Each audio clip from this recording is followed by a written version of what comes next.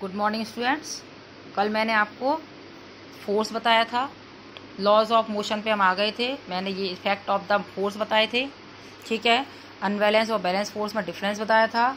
और फिर उसके बाद हम फर्स्ट लॉ ऑफ मोशन, इसमें हम इनर्शिया बताए थे। The tendency, inertia means tendency of undisturb, मतलब इनर्शिया क्या है? टेंडेंसी है, एक मतलब कहते हैं आदत, ठीक है। बिना डिस्टर्बेंस, कोई डिस्टर्ब ना करे, अपनी कंडीशन में रहना, remain in own condition, rest और मूविंग कॉल्ड अ इनर्शिया, ठीक है। तो ये फर्स्ट लॉ हमारा इस पर काम करता है। तो टाइप्स ऑफ इनर्शिया, जैसे for example inertia of rest. यदि कोई ऑब्जेक्ट रेस्ट है, मतलब उसका इनर्शिया क्या है? रेस्ट में रहना चाहता है सामने वाला, तो उस कंडीशन को कहते हैं इनर्शिया ऑफ रेस्ट। जैसे फॉर एग्जांपल यहाँ हम एग्जांपल दे के बात करेंगे। व्हेन अ बस और car suddenly start moving forward direction, ठीक है। पैसेंजर जो बैठा होता है फॉरवर्ड डायरेक्शन में मूव करता है, फॉल बैकवर्ड, ठीक है। समझ में आ रहा है? जैसी गाड़ी स्टार्ट होती है, मतलब कि गाड़ी रेस्ट में है, ठीक, गाड़ी रेस्ट में है और मूविंग में आ गई, सडनली स्टार्ट हुई, तो क्या हुआ? आपकी बॉडी, आप बैठे हुए थे कार में या बस में बैठे हुए थे, उस कंडीशन में क्या हुआ? आप किस में हो? आप रेस्ट कंडीशन में, ठीक है। जब आप रेस्ट कंडीशन में हो, जैसे ही आप मूविंग में आए, तो आपकी बॉडी तो रेस्ट में रहना चाहती है ना, ड्यू टू इनर्शिया। तो उस कंडीशन में क्या होगा? एक जैसे ही आप रेस्ट में रहना चाहते हो, मूविंग में आता है, तो एक झटका लगता है, ठीक है, जिसके कारण हम बैकवर्ड डायरेक्शन में जाते हैं, ठीक है। समझ में आ रहा है? तो व्हेन अ बस और car suddenly start moving forward direction, तो पैसेंजर फॉल बैकवर्ड। क्लियर हो गया? तो this is due to inertia. सब कुछ इनर्शिया के कारण होता है इसे, क्योंकि इनर्शिया अपने आप में जिस कंडीशन में है बंदा, उसी कंडीशन में वो रहना चाहता है। अब नेक्स्ट आते हैं, देखो इसका एग्जांपल एक और है। व्हेन अ कारपेट, कारपेट होता है जिसपे अपन धूल मिट्टी झाड़ने के लिए अपन स्टिक से मारते हैं, ठीक है, और डस्ट पार्टिकल्स क्या होता है? Comes out from it. तो what is the cause of this one? हमें मारना क्यों पड़ता है? अपने आप क्यों नहीं आ जाते हैं? When a carpet is beaten with a stick, इसलिए स्टिक से क्या होता है? जब हम स्टिक से डस्ट पार्टिकल्स जो हैं on a rest condition in a carpet, तो कारपेट में नीचे जो होती है धूल, जो होती है वो जमी रहती है, ठीक है। जैसे ही हम उसे मारते हैं, स्टिक करते हैं, तो क्या होता है? वो आपके जो वो फाइबर है वो किस में आ जाता है? मोशन में आता है। और डस्ट जो होती है वो रेस्ट में ही रहना चाहती है, ठीक है। जब हम स्टिक मारते हैं तो उसका फाइबर क्या है? किस में आ जाता है? मूविंग कंडीशन में आ जाता है, ठीक है। बट डस्ट क्या है? वो रेस्ट में ही रहना चाहती है, और जो अलग से रहना चाहेगा नॉर्मली वो अलग ही हो जाएगा। तो dust particles comes out from this one because keep in rest condition, ठीक है। समझ में आ गया? तो dust particles keep in dust rest condition, so this is out from the carpet. अब नेक्स्ट इसी का example, when we shake the branch of the tree. अब ब्रांच ऑफ ट्री आप जब हिलाते हो, है ना, शेक करते हो, तो some of the leaves fall, sorry leaves हैं, फ्लावर्स हैं एंड एसेट्रा, फ्रूट्स हैं, फॉल फ्रॉम द ट्रीज। कोई भी चीज है, यदि लीव्स हैं या फ्लावर्स हैं या फ्रूट है, जब आप हिलाते हो तो वो क्या होता है? उस पे से गिर जाता है। ये भी वही कंडीशन है इनर्शिया ऑफ रेस्ट, ठीक है। इसमें क्या होता है? Some of leaves, flower and fruits गिर क्यों आ जाते हैं? क्योंकि आप जब इस ब्रांच को हिलाते हो, ठीक है, तो branch in moving but fruits, leaves keep in rest condition, remain in rest condition, अपनी कंडीशन में रहना पसंद करती हैं। तो क्या होगा? जब एक मूविंग में होगा, एक रेस्ट में होगा, तो रिमूव तो होगा। तो when we shake the branch of the tree, तो some of flower and leaves and fruits fall from the tree. दूसरा एग्जाम्पल देखो इसका, कैरम बोर्ड, एक होता है ग्लास इन कॉइन। ये सब क्वेश्चंस हैं, ये आते हैं पेपर में, इसी समझा रही हूँ। कैरम बोर्ड में क्या होता है? जब हम कैरम में स्टिक मारते हैं, ठीक है, एक के ऊपर एक, एक ऊपर एक, हमने क्या किया? बहुत सारी वो जो उसकी वो होते हैं, कॉइन्स होते हैं, उनको एक के ऊपर रख लेते हैं, गोटियां जो होती हैं उनको हम रख लेते हैं। और जैसे हम स्टिक मारते हैं तो नीचे से एक मूव पड़ती है और ऊपर वाली सीधे नीचे आके बैठ जाती है। आती है, देखा है कभी कि हम जैसे कैरम बोर्ड में एक के ऊपर एक रखे होते हैं और जैसे ही मारते हैं तो नीचे की मूव करती है, ठीक है।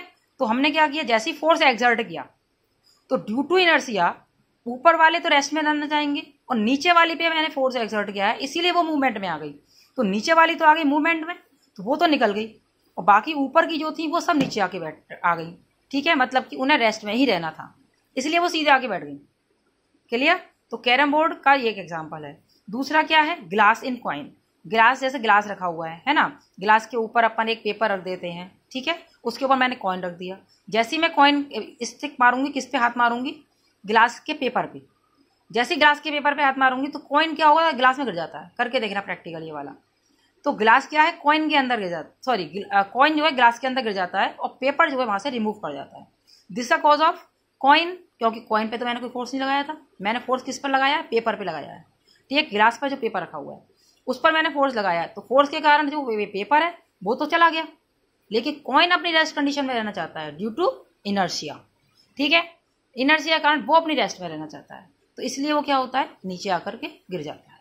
ठीक है, ये सारे एग्जाम्पल किसके हैं, इनर्शिया ऑफ रेस्ट के हैं, और बहुत सारे एग्जाम्पल्स हैं इसके, आप इससे सोच करके और भी एग्जाम्पल निकाल सकते हैं।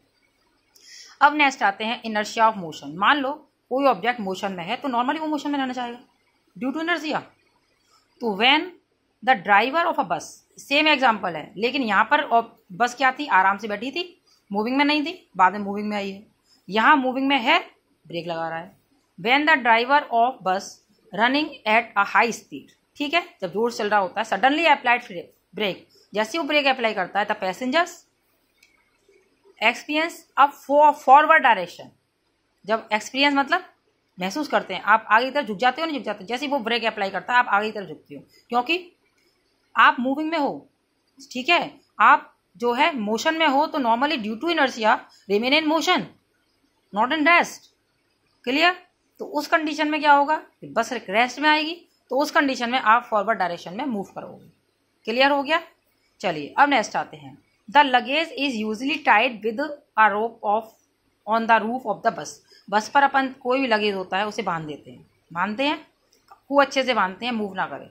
क्यों बांधते हैं, mainly the luggage is usually tied with the rope of on the roof of the bus. ठीक, तो this a main cause of, जैसे क्या होता है बस स्टार्ट होती है या रुकती है। ठीक है, जब रुकती है तो नॉर्मली आपका जो लगेज है, जैसे आप मोशन में थे ऐसे लगेज ही मोशन में होता है। जब रुकी गाड़ी होती है और चलना स्टार्ट करती है तो लगेज रेस्ट में होता है, वही सेम कंडीशन अप्लाई होती है। तो जब आप मूव कर रहे हो तो आपका लगेज भी मूव करेगा, ठीक है, तो वो गिर जाएगा। क्लियर, क्यों, हम तो अपने आप को संभाल लेते हैं, लगेज थोड़ा संभालेगा। तो लगेज को अपन को टाई क्यों करना पड़ता है, ड्यू टू मोशन, कि वो मोशन में है तो मोशन में ही रहना चाहता है, remain in motion own condition. So this is fall from the roof of the bus, so this is tied with the help of rope. Clear? चलिए नेक्स्ट आते हैं अपन inertia of direction. Let stone tied to a string be moving in horizontal circle. ठीक, if the string break suddenly the stone fly off tangential. जो क्या होता है, tangentially मतलब होता है सीधे निकल जाना। ठीक है, अब जैसे फॉर एग्जांपल ये है, ये आपका कोई ऑब्जेक्ट है, वो खूब तेजी से आप घुमाए चले जा रहे हो, घुमाए चले जा रहे हो, घुमाए चले जा रहे हो, अचानक से रस्सी टूट गई या आपने छोड़ दिया। ठीक है, दोनों कंडीशन, कोई भी कंडीशन हो सकती है। जैसे ही हमने छोड़ते हैं तो हम ध्यान से यदि मूव करते हुए देखें तो सीधा निकल जाता है, जिस जगह छोड़ा है उसकी कंडीशन उसमें सीधा निकल जाता है। ठीक है, समझ में आ गया, मतलब कि हमने पीछे क्या पढ़ा था, वेलोसिटी हैव अ डायरेक्शन।